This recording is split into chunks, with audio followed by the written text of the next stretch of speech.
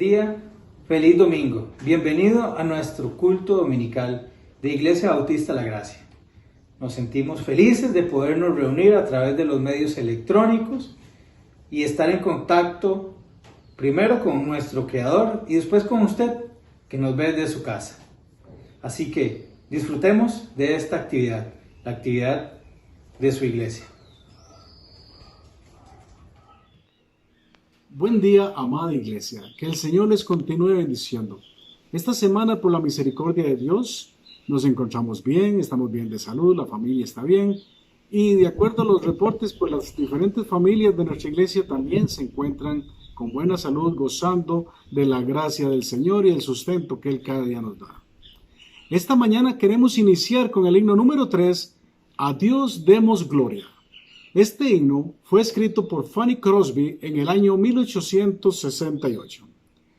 A la corta edad de los 6 años, Fanny recibió una operación en los ojos, la cual, por medio de una mala praxis, quedó ciega. A pesar de esta situación, Fanny nos recuerda a cada cristiano que los talentos que tengamos pertenecen y son completamente de Dios. Así que debemos darle a Él todo el mérito y todo lo que hacemos es porque la gracia del Señor así quiere y Él quiere que le alabemos y glorifiquemos cada día. Por eso, juntos entonemos este himno, A Dios demos gloria, pues grande es Él.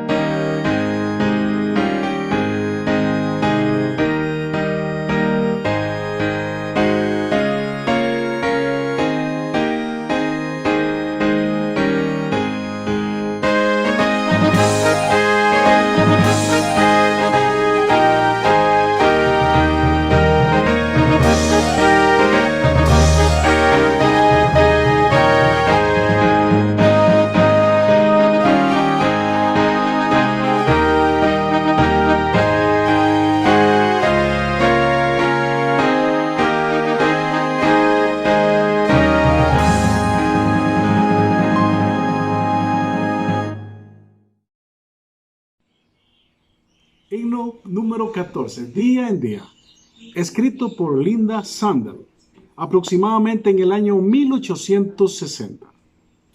A la edad de 12 años, Linda tuvo una experiencia que le condicionó toda su vida. Sufrió una parálisis parcial que la confinó a estar en la cama la mayor parte del tiempo. Sus padres siempre confiaron en Dios. Un domingo por la mañana, mientras sus padres estaban en la iglesia, comenzó a leer la Biblia y a orar fervientemente. Cuando sus padres regresaron, se sorprendieron a encontrarla vestida y caminando libremente por la casa. Después de esta experiencia de curación física, Linda Sandel comenzó a escribir versos que expresaban su gratitud y su amor hacia Dios. Ella admiraba y amaba mucho a su padre, con quien pasaba mucho tiempo. Un día, acompañó a su padre en un viaje en bote, durante el cual el padre, desgraciadamente, cayó por la borda y se ahogó en su presencia.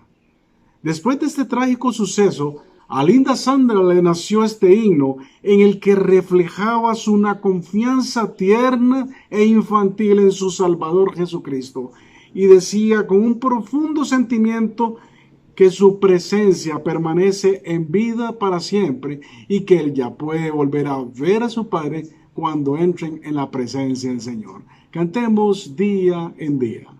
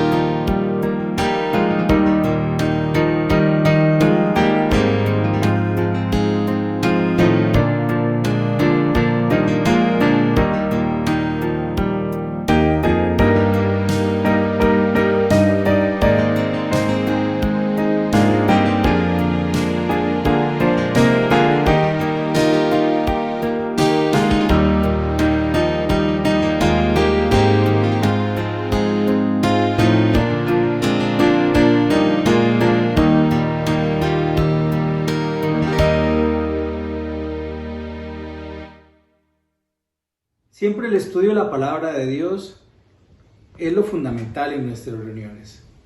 En esta semana, durante esta Semana Santa, recordamos el nacimiento, una vida victoriosa, sin pecado de nuestro Señor Jesucristo, su sacrificio en la cruz, pero sobre todo la redención. La redención de los pecados. La Biblia define el pecado como un error. Todos cometemos errores. Hay grandes errores en la historia y pequeños errores. Grandes errores como el que ocurrió en 1958 en China, cuando los gobernantes de esa época pensaron que aniquilando todos los gorriones de su país podrían aumentar la cantidad de comida para la gente y así tener más mano de obra. Fíjese usted que ese pequeño acto que parecía inofensivo, además produjo una sobrepoblación de insectos que se comieron las cosechas. Y esto llevó a producir una gran pérdida de vidas humanas. Se calcula que entre 15 y 40 millones de personas murieron en esa época. Y así son los errores en nuestra vida.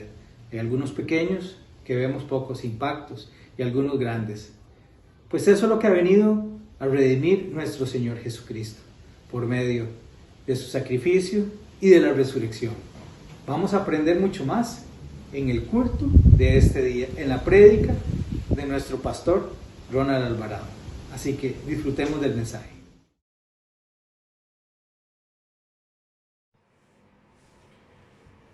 Bendiciones, buenos días, que el Señor les bendiga. Damos gracias al Señor que nos permite tener un tiempo con su palabra, meditar en su palabra, para que renueve nuestros pensamientos y corazones.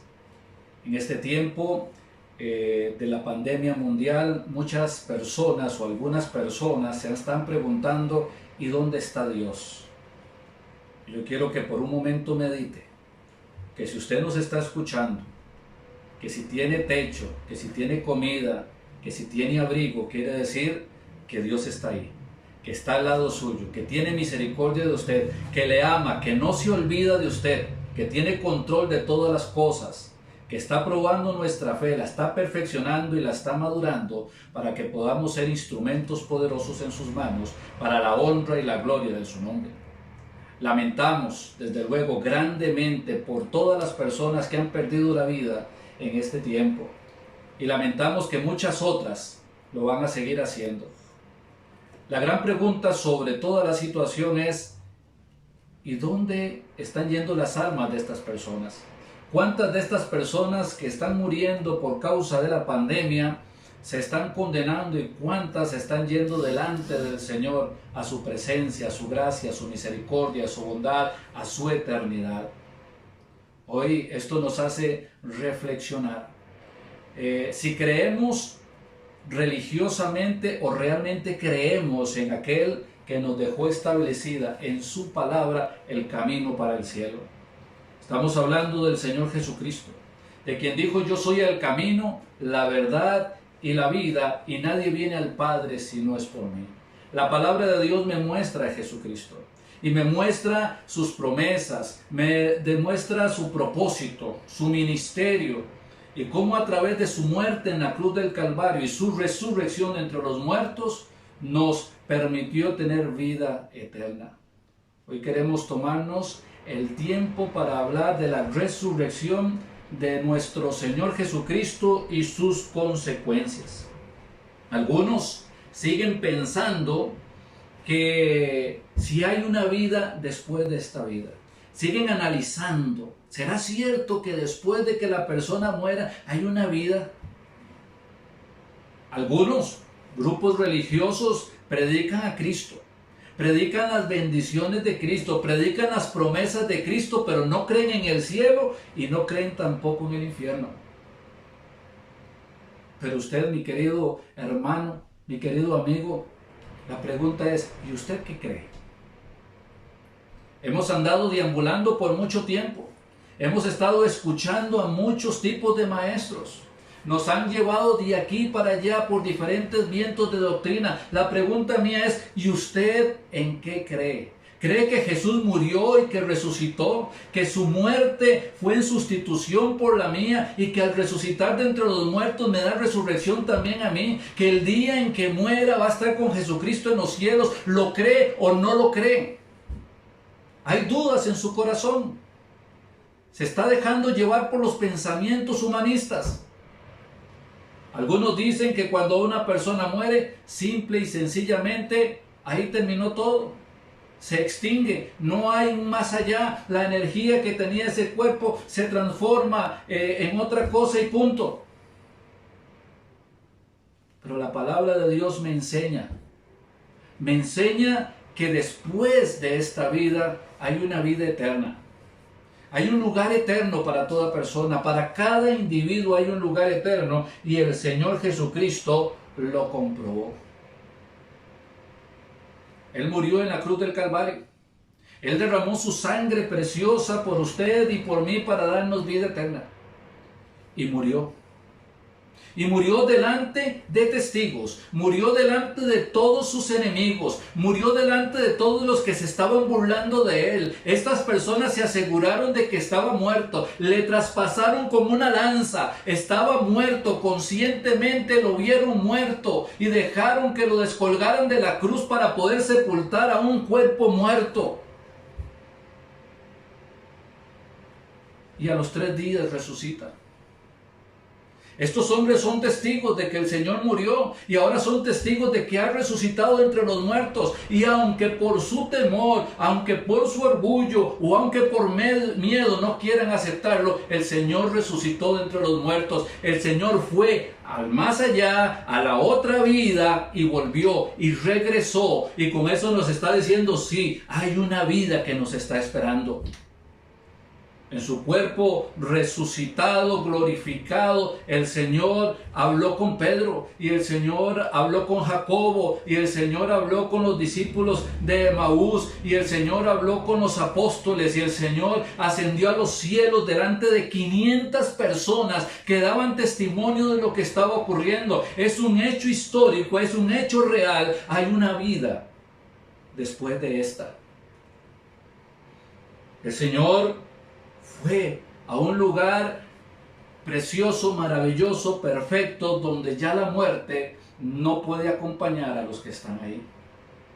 Es un lugar de vida. Es un lugar donde están todos aquellos que han creído, todos aquellos que han recibido a Cristo, todas esas almas maravillosas de hombres y mujeres fieles que fueron capaces de vivir por Cristo y hasta morir por Cristo. Ahí están en la presencia del Señor y dice la palabra que es muchísimo mejor. Ahora la iglesia está esperando a que el Señor Jesucristo venga por ella. Quiero leerles lo que dice Juan capítulo 14, versículos del 1 al 3. Juan capítulo 14, versículos de 1 al 3, texto muy conocido. No se turbe vuestro corazón. Hay turbación en este momento. Hay turbación porque sentimos que la muerte está cerca. Hay turbación porque sentimos que al salir de nuestras casas la muerte nos puede estar esperando. Hay turbación cada vez que escuchamos los noticieros y escuchamos que alguien murió. La Biblia dice, no se turbe vuestro corazón. Creéis en Dios. Cree. Bueno, si usted cree en Dios, la Biblia dice, bueno, crea también en mí. En la casa de mi Padre, dijo el Señor, muchas moradas hay. Si así no fuera, yo os lo hubiera dicho. Voy pues a preparar lugar para vosotros. Y si fuere y os prepararé el lugar, vendré otra vez y os tomaré a mí mismo para que donde yo estoy, vosotros también estéis. Algunos que se hacen llamar creyentes quieren vivir en este tiempo como si este tiempo fuese su vida eterna. No tienen en sus agendas a Dios, no tienen en sus agendas servir a Dios, no tienen en sus agendas un pensamiento por Dios, no tienen en sus agendas un ministerio para el Señor, no tienen en sus agendas ir y predicar el Evangelio.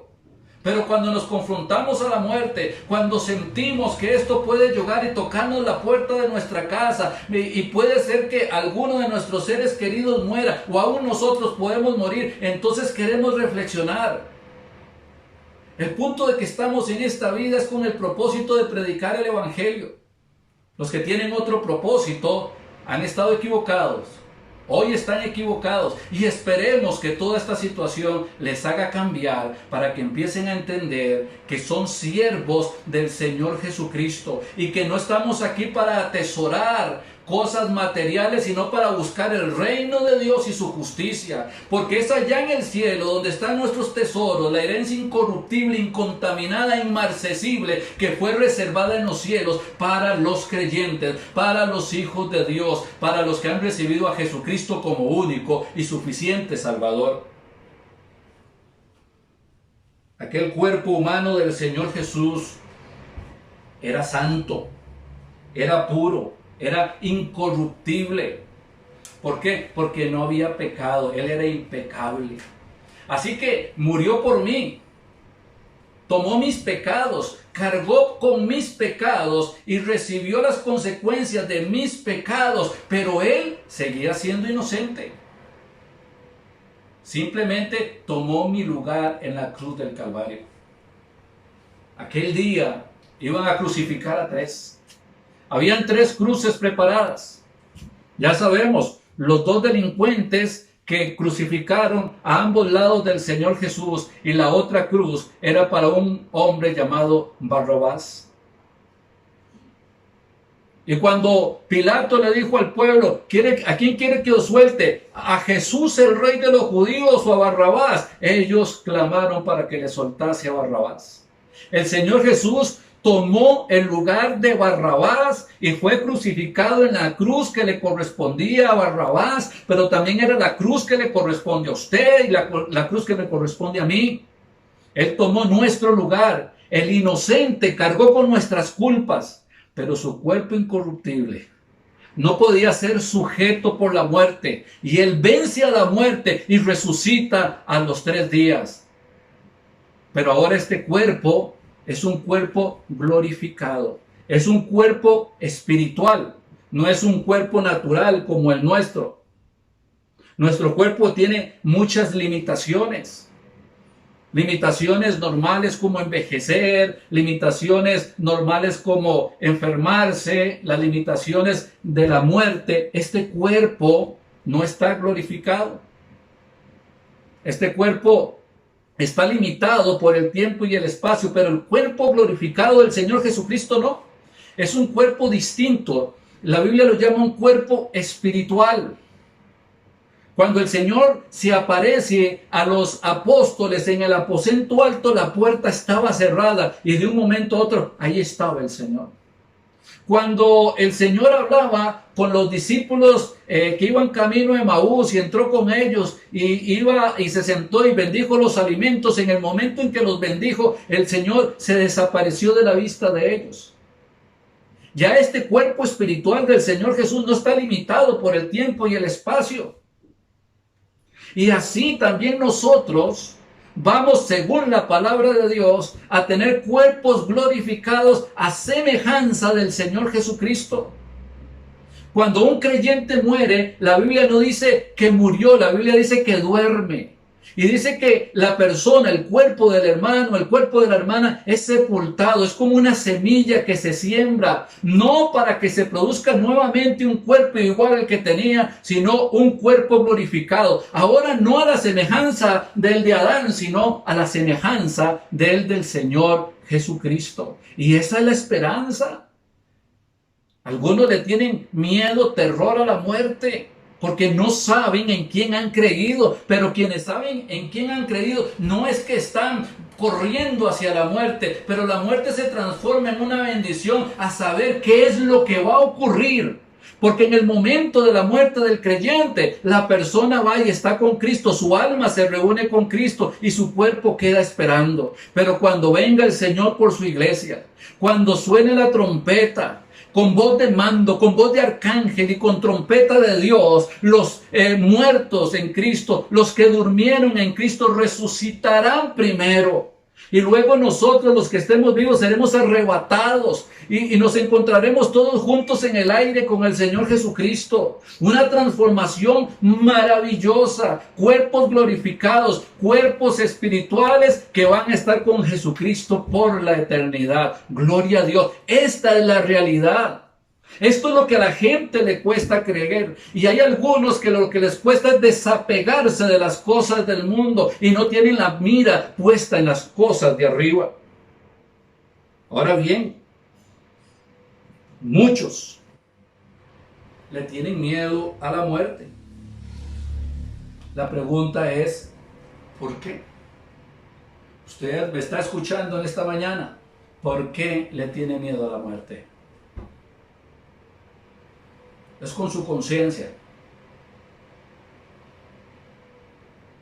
Pero no trate de esconderse. No trate de evitar una respuesta. Contéstese. Contéstese a sí mismo con toda honestidad, ¿por qué usted le teme a la muerte?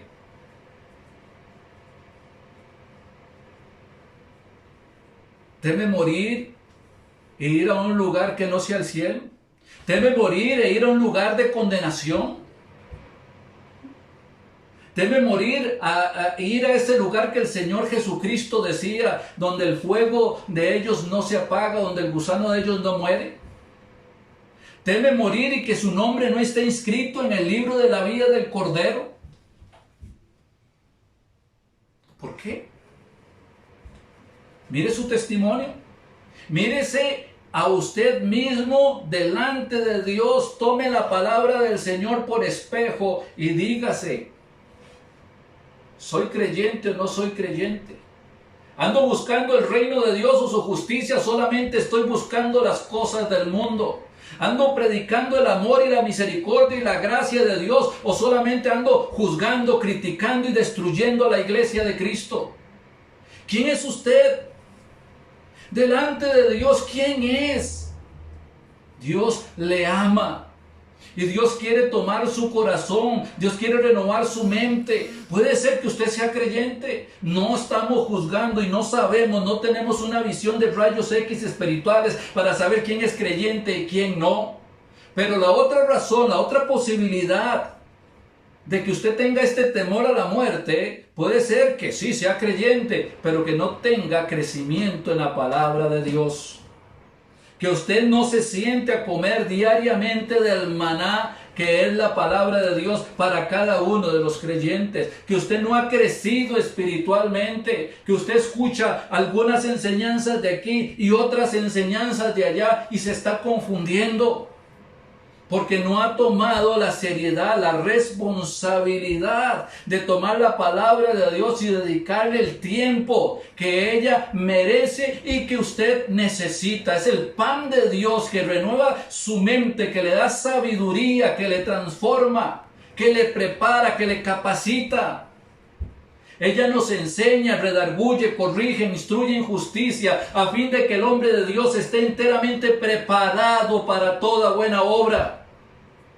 Es la palabra de Dios que es la espada de dos filos que penetra hasta partir el alma y rompe las coyunturas y los huesos, discierne las intenciones y los pensamientos del corazón. Es la palabra de Dios que nos muestra nuestros errores y nos permite corregirlos para andar en el camino de la justicia. Es la palabra de Dios que dice que el Señor está haciendo la buena obra en cada uno de nosotros y que la va a completar hasta el día de Jesucristo.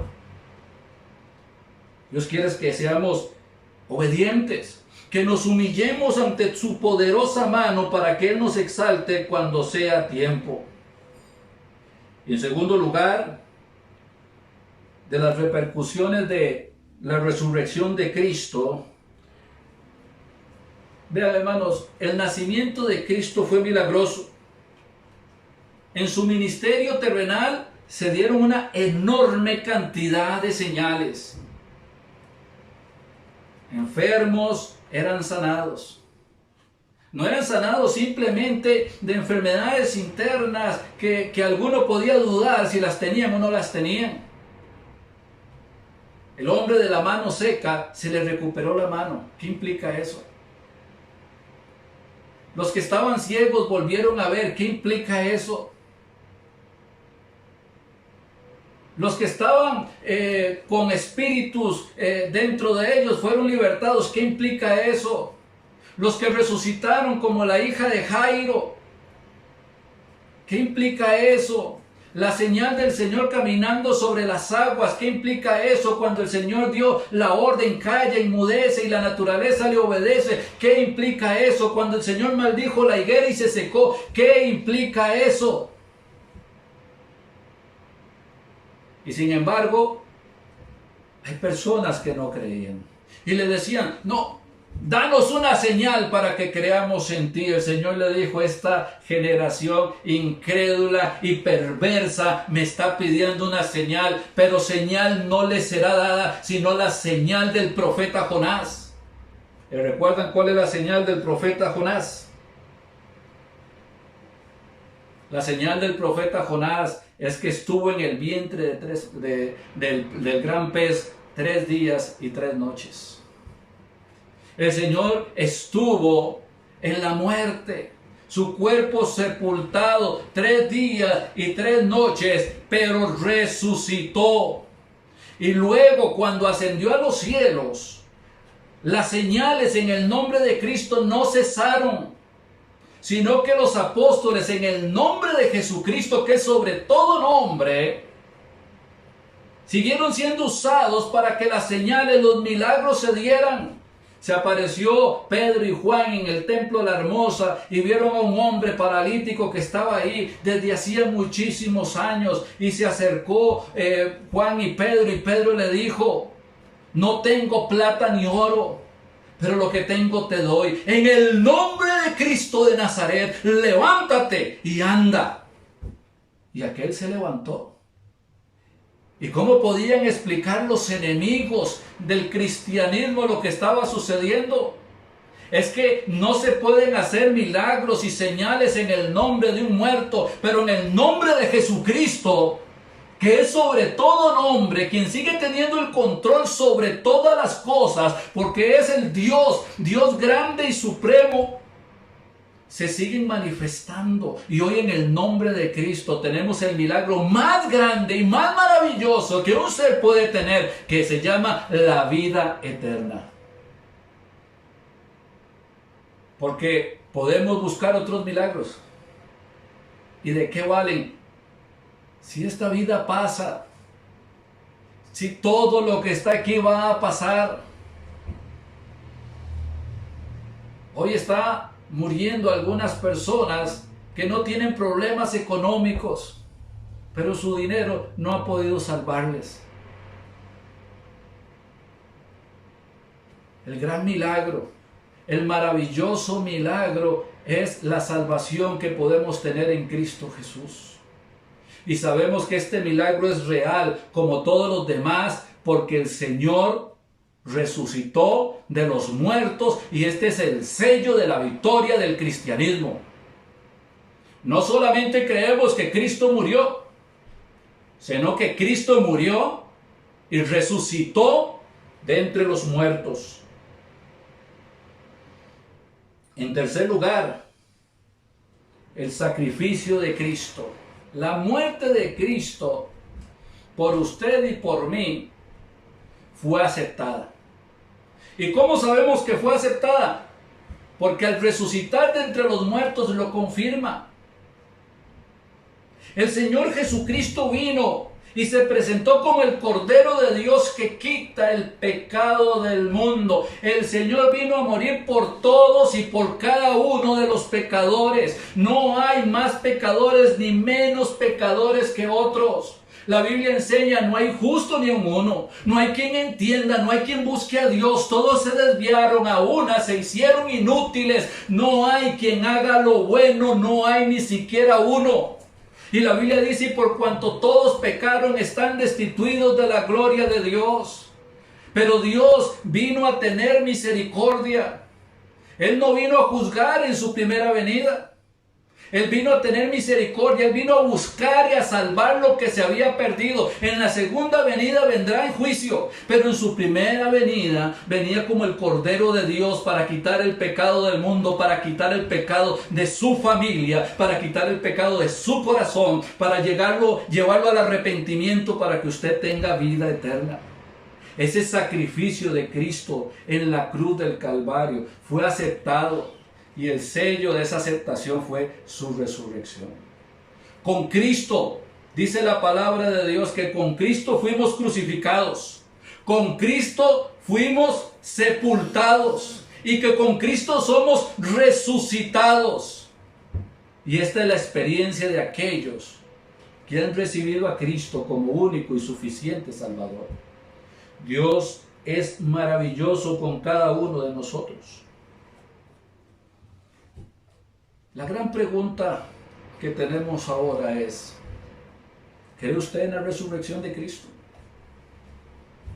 No le digo que si usted cree en las buenas obras, si usted cree que la religión pues es buena cuando se dedica a servir a los demás. Lo que le pregunto es: ¿Cree usted que la muerte de Cristo fue por usted y que la resurrección de Cristo permite que usted tenga una vida eterna?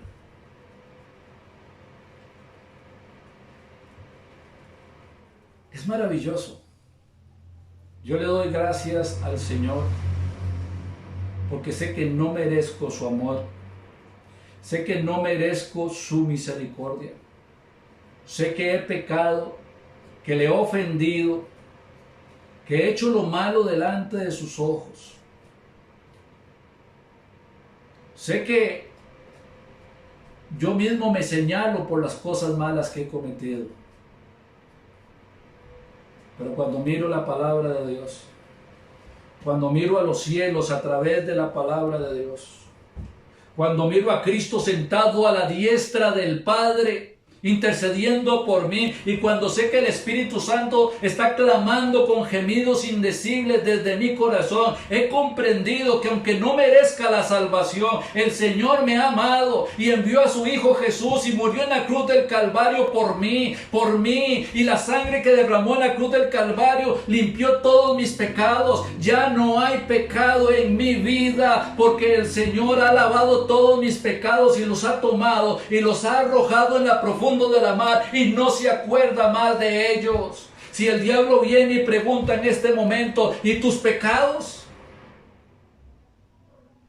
¿Y no te acuerdas cuando ofendiste a Dios? ¿Y no te acuerdas del mal que hiciste? Puedo volverme y decirle de cuáles pecados me está hablando. ¿No sabes que ya el Señor me perdonó? ¿No te llegó la noticia de que la sangre de Cristo me limpió de todo pecado y que ahora tengo vida eterna? ¿No entiendes de que ahora soy hijo de Dios y que soy el templo del Espíritu Santo, que el Dios Todopoderoso mora en mí y que está haciendo la buena obra en mi vida? ¿No entiendes que ya no me puedes juzgar y mucho menos condenar? ¿Quién acusará a los escogidos de Dios? Dios es el que justifica. En este momento no puede hacer absolutamente nada ni nadie. Nada en contra de esta salvación tan grande y perfecta y eterna que hemos recibido. Hoy podemos unirnos a lo que decía el apóstol Pablo, por lo cual estoy seguro que ni la muerte, ni la vida, ni ángeles, ni principados, ni potestades, ni lo presente, ni lo porvenir, ni lo alto, ni lo profundo, ni ninguna otra cosa creada nos podrá separar del amor de Dios que es en Cristo Jesús, Señor nuestro. Hoy alabo a Dios y glorifico a Dios porque le puedo llamar Padre al estar en Cristo. Sé que todavía hay una naturaleza pecaminosa dentro de cada creyente. Sé que esa naturaleza pecaminosa está dentro de mí, pero ya no soy esclavo de ella. Antes éramos esclavos del pecado, pero Cristo nos hizo libres. No libres para hacer lo que queramos, sino libres para obedecerle. Libres para gozarnos en sus promesas, llevando a cabo las normas que Él estableció para nosotros como sus hijos. Libres para ser parte del pueblo de Dios y anunciar las virtudes de aquel que nos llamó de las tinieblas a su luz admirable. Somos libres porque en la muerte y resurrección de Cristo hemos sido libres. Soy libre y seguiremos siendo libres los hijos de Dios por la eternidad. No importa si estamos cerca de que este cuerpo duerma o que puedan faltar todavía algún tiempo. Eso no cambia lo que nos espera. Nos espera Cristo en la cruz del Calvario. No, Cristo sentado a la diestra del Padre. Cristo glorificado, Cristo como Dios. Nos espera poder caminar en las calles de oro con Él. Nos espera poder estar y ver ese mar de cristal en su compañía. Nos espera podernos reunir con todos los creyentes, con todos los hermanos y hermanas, con el Señor Jesucristo. Por eso es que andamos de triunfo en triunfo y de gloria en gloria. Algunos andan buscando su propio reino. No lo busque más. No lo busque más. Que el tiempo que le quede, sea mucho, sea poco, que sea para Cristo, para glorificarlo y para honrarlo. Puede ser que usted no tenga a Cristo en su corazón. Pero yo quiero decirle que si está escuchando este mensaje es porque el Señor le está buscando. Porque Él vino a buscar y a salvar lo que se había perdido. Y lo ha encontrado. Y ha estado convenciéndole de pecado, justicia y juicio y lo está guiando al arrepentimiento. Venga a Cristo Jesús. Venga a los pies del Salvador. Venga delante de aquel que le ama y que quiere rociarle con su sangre derramada en la cruz del Calvario para limpiar sus pecados y darle vida eterna. Venga con un corazón contrito y humillado delante de Él. No venga buscando su propio reino, venga para glorificar el nombre de Dios. Si usted clama a Él, Él le va a responder. Si usted quiere que Él le perdone, Él anhela perdonarle. Si usted quiere tener vida eterna, en este momento Él se la está ofreciendo. Haga de su corazón un altar. Y dígale: Señor, reconozco que he pecado contra ti, que he hecho lo malo delante de ti.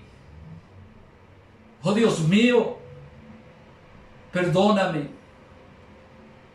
He aprendido, Señor, he entendido, he comprendido que la muerte de Cristo en la cruz del Calvario fue por mí, que la sangre que se derramó en la cruz del Calvario fue para lavar mis pecados. Señor, perdóname. Señor, lava mis pecados, lava mi maldad, Señor. Estoy arrepentido de todo lo que he hecho, de todos mis pecados, de todas mis iniquidades, de todas mis maldades, y me presento delante de ti, Señor, para que me perdones, para que me laves. Y doy gracias porque Cristo murió por mí en la cruz del Calvario, porque Él ya pagó el pecado que yo tenía que pagar, que era la muerte. Pero ahora, Señor, ya no tengo que morir porque Cristo murió por mí y resucitó de entre los muertos. Y así como Él resucitó, yo también voy a resucitar con Él. Creo en Cristo, creo que Él es tu Hijo amado y creo que es el Salvador de mi vida y creo que me da vida eterna y creo que me perdonas en la sangre de Cristo Jesús. Por eso en este momento quiero recibir a tu Hijo Jesucristo para que sea mi único y suficiente Salvador y rendirme delante de ti para vivir para ti, para la honra y para la gloria de tu nombre en Cristo Jesús. Amén y amén. Quisiéramos tener noticias si usted ha conocido a Cristo y quisiéramos ayudarle en su crecimiento espiritual. Y para todos los hermanos, esperamos que la palabra que el Señor nos da quede sembrada en nuestros corazones y que pueda producir fruto de santidad, manifestado en un servicio, en un trabajo de misericordia, predicando el Evangelio en todo tiempo y a toda persona que el Señor nos permita tener. Que el Señor les bendiga. Nuestro Señor Jesucristo es el Rey de Reyes y Señor de Señores. Himno número 13, Jesús es mi Rey soberano, escrito por Vicente Mendoza, allá por el año 1901. Era un día lluvioso y no se podía salir a la calle. Así que se sentó en el piano y comenzó a tocar himnos. A pesar de lo que estaba sucediendo afuera, se puso a pensar en la maravillosa verdad de que es Jesús, el soberano de todas las cosas y a la vez mi amigo anhelado. Fue así como tomó papel y lápiz y escribió la letra y la melodía de este precioso himno que juntos cantamos a continuación. Jesús es mi Rey soberano.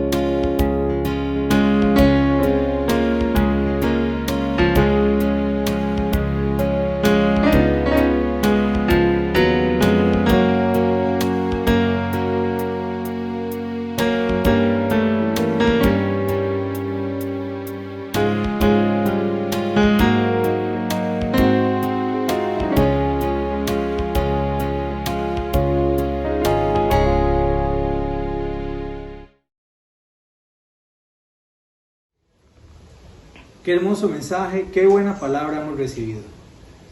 La Biblia habla que la palabra de Dios es vida. Esto es el Evangelio.